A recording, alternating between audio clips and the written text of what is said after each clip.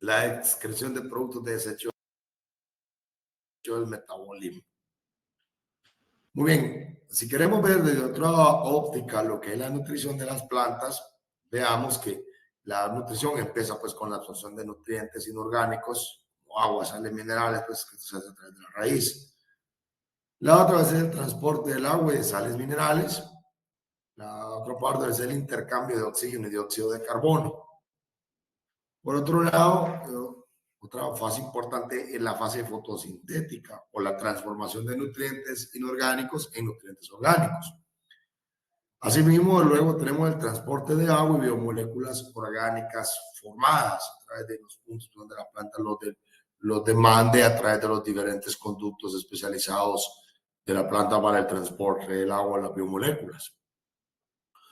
Y por último, pues es como todo ser vivo, pues la excreción de sustancias de desecho que la planta pues ya no necesita. Esas pues son las fases de la nutrición en las plantas.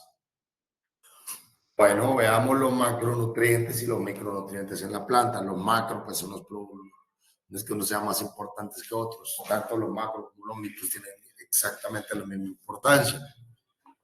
Sin embargo, pues los macronutrientes son los que la planta pues demanda en mayores cantidades. Aquí pues tenemos los 3 elementos que la planta pues puede aprovecharlos de la atmósfera o del aire, como lo es el carbón, el hidrógeno y el oxígeno, la famosa molécula de Cho. Luego tenemos el nitrógeno, fósforo, potasio. Hoy hay literaturas que ponen nada más al nitrógeno, al NPK o al nitrógeno, fósforo, potasio como macronutrientes. Ya literaturas más modernas, pues ya incluyen dentro de los macronutrientes al calcio, al magnesio y al azufre. Y luego tenemos todo el cóctel de microelementos que la planta necesita: hierro, zinc, magnesio, manganeso, cobre, boro, molibdeno, cloro, zinc, sodio, cobalto, vanadio. ¿Okay?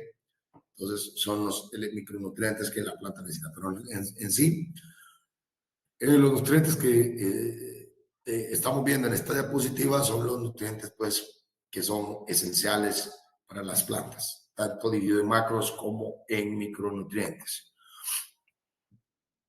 Luego pues tenemos algunas, no voy a avanzar mucho en esto porque esto pues es algo más de lo que vemos nosotros de nutrición vegetal o fisiología vegetal. Ustedes ya entiendo, llevaron un curso de fisiología o nutrición y seguro estoy que vieron esto y esto es un repaso para muchos de ustedes.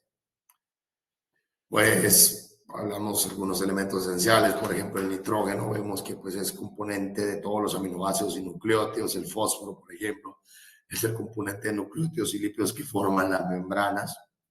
El potasio, por ejemplo, también en la apertura y cierre de estomas, y así pues cada uno de los elementos esenciales de las plantas tiene una función muy, pero muy específica. ¿Ok? Acá tenemos una diapositiva pues en la cual pues vemos cómo pues el agua de lluvia o agua de río pues es el principal detonante en la nutrición vegetal, ya que esta llega al suelo y esta pues ayuda a poner disponible todos los nutrientes que están en el suelo, ya sea macromoléculas o microelementos, para que la planta pues pueda absorberlas a través de sus pelos absorbentes y ser traslocadas a los diferentes puntos donde la planta los demande.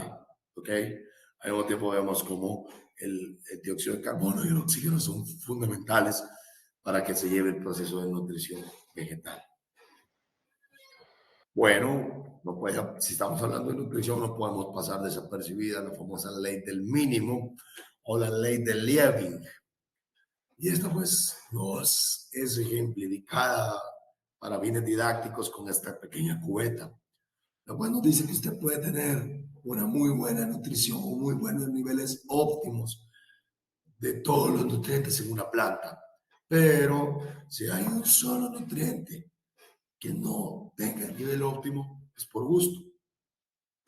Esa planta no nos va a producir la cantidad que nosotros necesitamos. O por lo menos llegar a niveles productivos. Por lo cual, vamos a ir directamente pues al fracaso, porque nuestros niveles nutritivos no están óptimos. Por lo tanto, lo que nos quiere decir la ley del Liebig es que en la nutrición vegetal los niveles todos tienen que estar de forma óptima y así no comprometer el rendimiento de las plantas o limitar el rendimiento de cada una de estas. Para este ejemplo, el potasio, todos los niveles, por ejemplo, están óptimos excepto el potasio. El potasio está en un nivel que no es óptimo, por lo cual nos va a causar grandes problemas en la planta. Aquí tenemos algunas funciones específicas de cada uno de los nutrientes, por ejemplo, el nitrógeno, el cual pues es indispensable en el proceso de formación de la clorofila. El potasio, pues que este ayuda a las plantas a que sean más resistentes a enfermedades y por lo tanto también va a favorecer el desarrollo de raíces y hace que los frutos contengan más agua y contengan más azúcar. Por otro lado tenemos el fósforo. El fósforo pues es clave para los procesos de floración y aparición de los frutos, así como para la maduración. Asimismo, pues también le da consistencia a la planta e influye en la producción de semillas. Incluso pues tiene papel importante en la fotosíntesis. Muy bien, aquí tengo pues aquí hay otra perspectiva de la importancia de las micronutrientes, el nitrógeno, fósforo, potasio, los uso NPK. Pues vemos como el nitrógeno pues es importante en el inicio del cultivo, sobre todo en la fase de crecimiento. Lo vamos a encontrar de tres formas: el nitrógeno nítrico, amoniacal o nitrógeno ureico. El fósforo también es importante en la plantación del cultivo, o sea, en la primera etapa de vida de la planta. Pues previo a la floración y a los cuajados de flores también es importante. El potasio pues es esencial en la fase final del cultivo, sobre todo en la maduración y fructificación del cultivo. Bien, el azúcar pues es uno de los elementos de los nutrientes para los cultivos, pues que te va a aportar más enzimas y proteínas a la planta. Además, pues ayuda al desarrollo del fruto. Por otro lado, tenemos el calcio, que es el mineral responsable del desarrollo general de la planta y ayuda pues a hacer crecer a las raíces, a formar los frutos y endurecer los tejidos. El hierro pues es uno de los elementos que forma parte de la clorofila en la planta. El magnesio, por ejemplo, es otro de los nutrientes pues para cultivos que este va a jugar un papel fundamental para que la planta pues pueda producir la clorofila. También la hace pues más resistente a cualquier tipo de enfermedades. Ok, ya vimos como a grosso modo los diferentes, un poco los conceptos de lo que la importancia de los elementos, la importancia de los elementos tanto macros como micros y lo que la función que cada uno de ellos tiene dentro de la planta. Ok, bueno, tenemos algunos mensajes por acá. Bueno, tenemos un compañero por acá que dice: ingeniero, no se le escucha muy bien.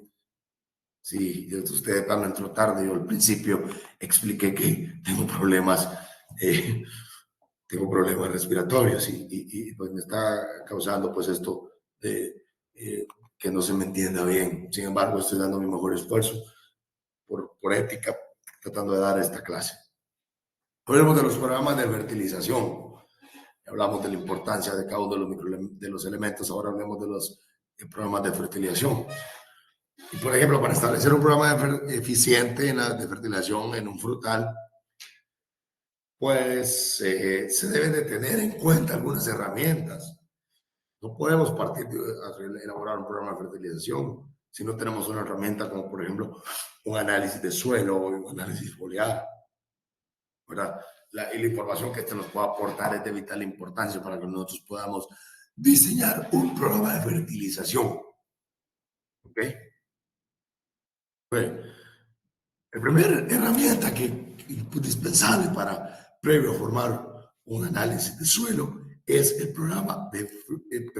el análisis de suelo.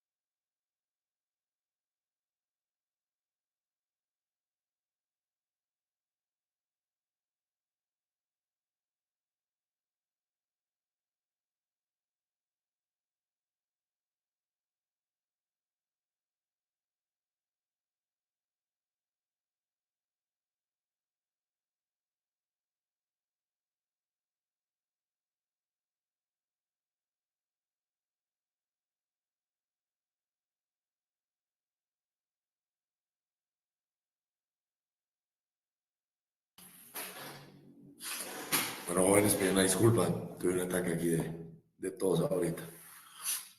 Espero poder seguir compartiendo la clase. Voy a hacer lo posible por tal vez termino la clase unos 5 minutos antes porque no me siento nada bien. Hablábamos de la importancia que tiene el análisis de suelo como herramienta previo a poder diseñar un análisis, perdón, previo a poder elaborar un programa de fertilización. Pues acá los análisis de suelo, pues, estos son valiosos para estimar, o pues estamos estimando nada más la disponibilidad de ciertos nutrientes en el suelo. Es dado pues que la importancia de los análisis foliares básicamente radica pues en que las hojas, radica pues en las hojas y son buenos indicadores del estado nutricional de las plantas. Acá podemos ver nosotros un ejemplo de lo que de la información que nos puede aportar un análisis de suelo.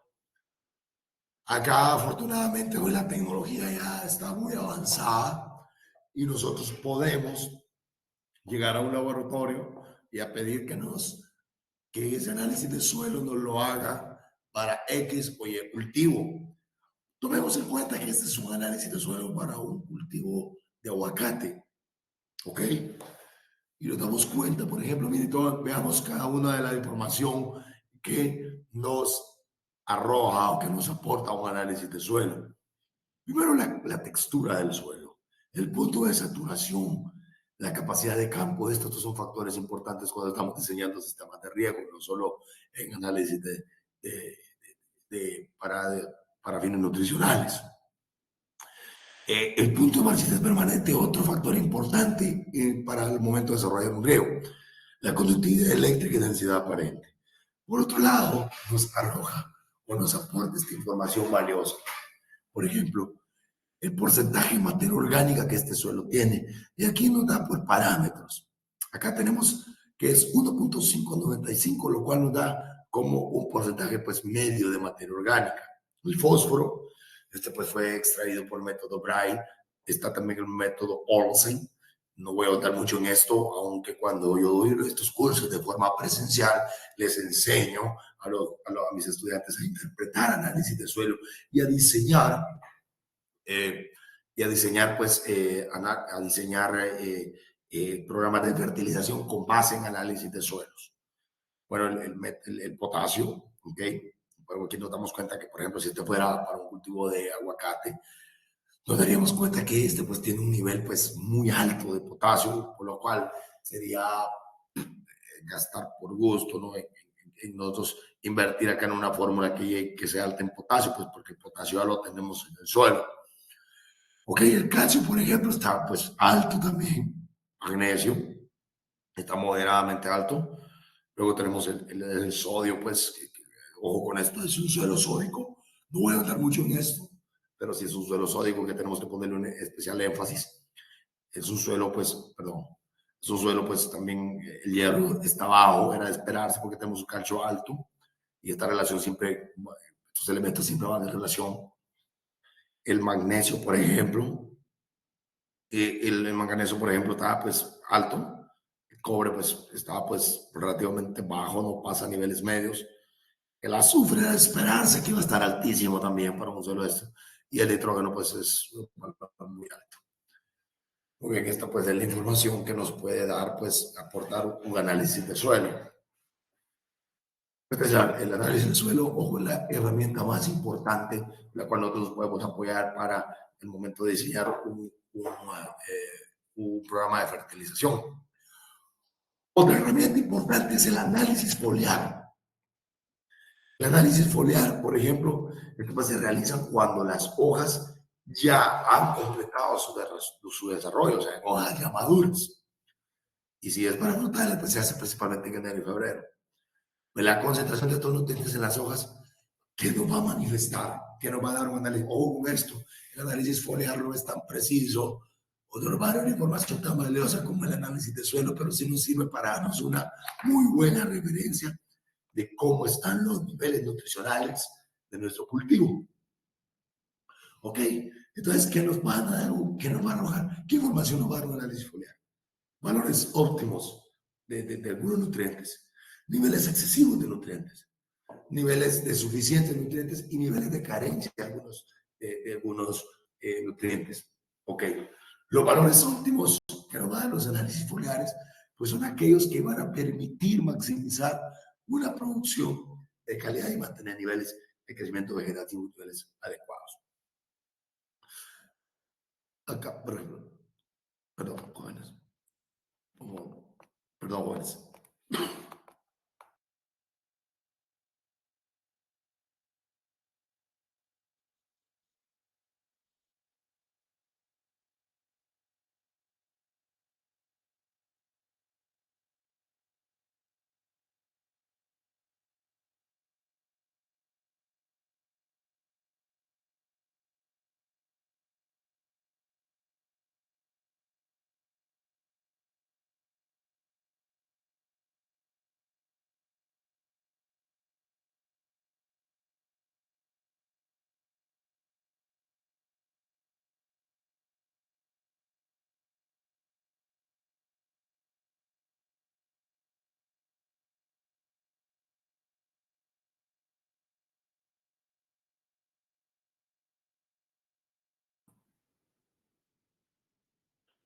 Perdón, jóvenes, van a disculpar, pero sí, estoy bastante mal. Voy a continuar con la clase. Entonces, aquí tenemos, por ejemplo, algunos resultados de lo que son los análisis foliares. Por ejemplo, tenemos el manzano, por ejemplo. Si nosotros imaginemos que acá pues tenemos los niveles óptimos que podemos encontrar en algunos análisis foliares. Por ejemplo, el manzano tiene que darnos un valor de 2 a 2.5%. O sea, si estamos abajo de ahí, pues nosotros tenemos una deficiencia de nitrógeno. ¿Cómo se encuentra el potasio? Si nosotros hacemos un análisis foliar y el potasio nos arroja como resultado que tiene pues 0.8, por ejemplo, por ciento de potasio, pues está abajo. Pero ¿qué pasa? Si tenemos nota un 2.7, no es que esté bien, hay un exceso. Y en la nutrición, tanto los excesos como los deficiencias, pues pasan factura por igual. Muy bien. Aquí tenemos otro ejemplo de cómo vienen los resultados de los análisis foliares que nosotros realicemos. Tu análisis foliar, por ejemplo, acá nos está diciendo que el magnesio, por ejemplo, está normal, el hierro está normal, todo, pues aquí vemos, pero vemos algunas deficiencias, como por ejemplo, ojo con esto, el boro, por ejemplo, perdón, tenemos acá el azufre, por ejemplo, que está un poco bajo. Veamos este otro resultado de análisis foliar. Acá, bueno, vemos que hay un elemento en exceso, el manganeso está en exceso, ¿sí? Ahí pues hay varios elementos que están normal, el cloro, por ejemplo, el manganeso, el magnesio, el fósforo, están normales, y vemos algunas deficiencias de algunos elementos. Bueno, el sodio, pues entre más bajo sacra, pues es mejor. A esto nos ayuda un análisis de foliar, pues para determinar que tan óptimos están todos nuestros nutrientes en la planta. Aquí vemos algunas, por ejemplo, ciertas características del nitrógeno, pues el cual es el principal nutriente, y este pues tenemos que tenerlo muy en cuenta en el momento de empezar nosotros una producción de frutales, ya que es un componente clave en las proteínas de clorofila. En el suelo pues está ligado a la materia orgánica directamente. Esta dosis de nitrógeno pues, puede aplicarse, depende del estado de cada planta y de lo que nosotros queramos producir. Pues el nitrógeno en una fertilización base pues se debe reponer lo que fue pues, en la cosecha anterior. Eso es una relación, lo que tengo ahí en el suelo versus lo que quiero producir, y eso es lo que yo tengo que aportarle al suelo. Es una regla básica en la nutrición. Lamentablemente, pues 45 minutos y todavía enfermo no me da chance de poderles explicar cómo se va a cabo cómo se interpreta un análisis de suelo, se diseña un programa de nutrición vegetal, ¿no? Ok, muy bien. Entonces acá, por ejemplo, vemos las diferentes fuentes en las cuales podemos encontrar el nitrógeno. Lo podemos encontrar como sulfato de amonio, como sulfonitrato de amonio, como nitrato de amonio propio, como nitrato de calcio, como nitrato de potasio. o como la urea libre de amoníaco. Cada uno aporta diferentes contenidos de diferentes porcentajes de nitrógeno. Por ejemplo, la urea es la que más aporta, es la que más nitrógeno aporta, aporta alrededor de un 46%.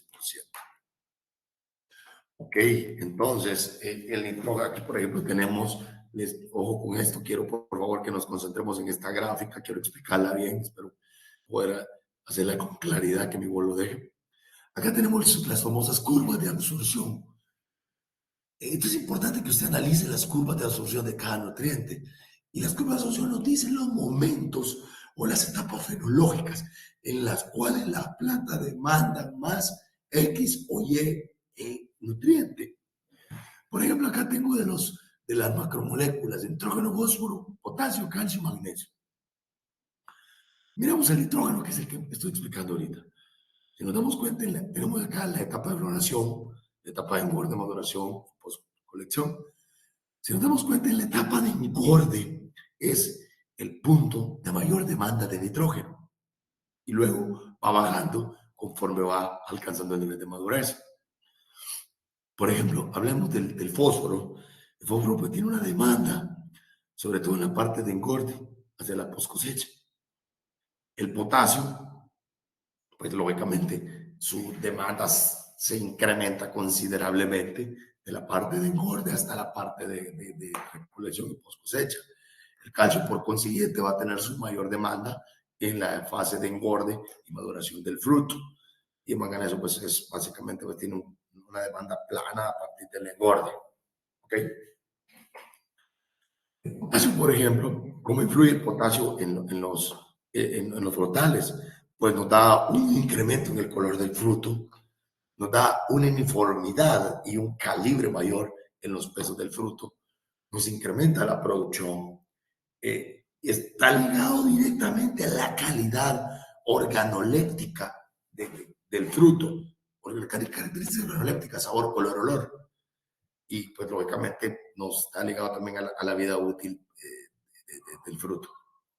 Nos ayuda en la concentración de azúcares, ¿ok? Entonces, el potasio, pues, perdón, es un elemento que se encuentra pues, en mayor concentración en los frutos y es clave en la obtención de buen tamaño. Miren este dato que les puse acá. En plena producción, por ejemplo, esto pues no es regla para todos los cultivos, todos los frutales, pero todos andan por ahí.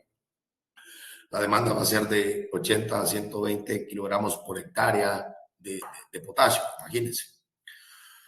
Bueno, acá tenemos la misma curva que les expliqué allá, donde vemos el potasio, pues esta curva de absorción del potasio, pues su mayor demanda pues va a ser del engorde pues para la parte de colección.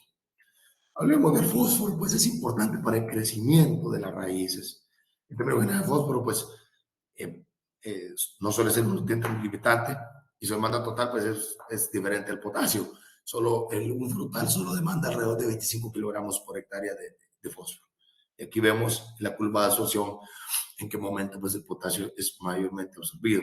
Ojo con esto que estoy dando datos acá de curvas de absorción de frutales ya cuando está en la fase productiva, no en la fase de juvenilidad. Ahí pues probablemente, no probablemente, sin lugar a dudas, la demanda de potasio pues se dispara.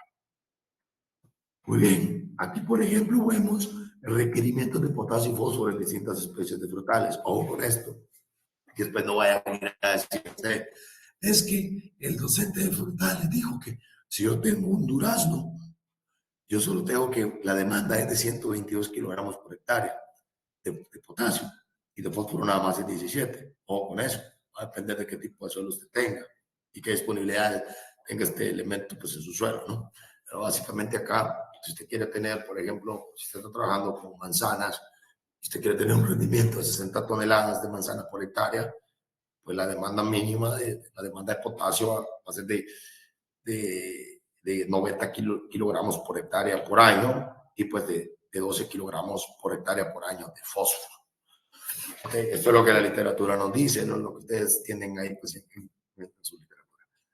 Aquí pues les traigo otro ejemplo de una curva de absorción de algunos nutrientes, sobre todo el NPK, o sea, los elementos, los macronutrientes, ¿no?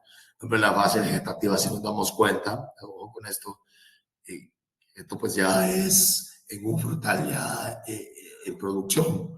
Notamos que el nitrógeno, pues su mayor demanda va a ser en la fase de crecimiento, en la fase de floración, con pues una leve caída, o sea, menos demanda en la etapa de cuajado del fruto. Y el potasio vemos como desde el momento de la floración hasta el cuajado del fruto, pues eleva pues su demanda, ¿no? Y la parte de fósforo, que pues aquí básicamente en la etapa ya de producción de un cultivo, de un frutal, pues su mayor demanda va a ser en la etapa de floración.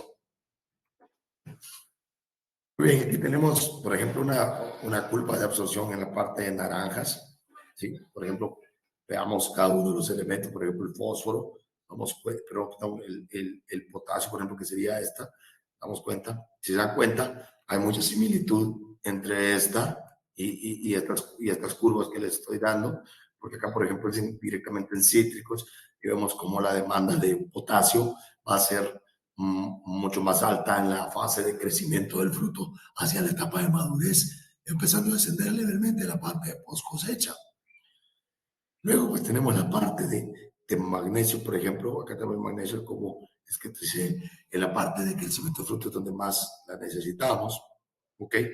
Y así pues, por ejemplo, la parte la parte de nitrógeno, perdón, la parte de magnesio, que es esta, disculpen, esta pues tiene una demanda pues continua, una demanda pues plana.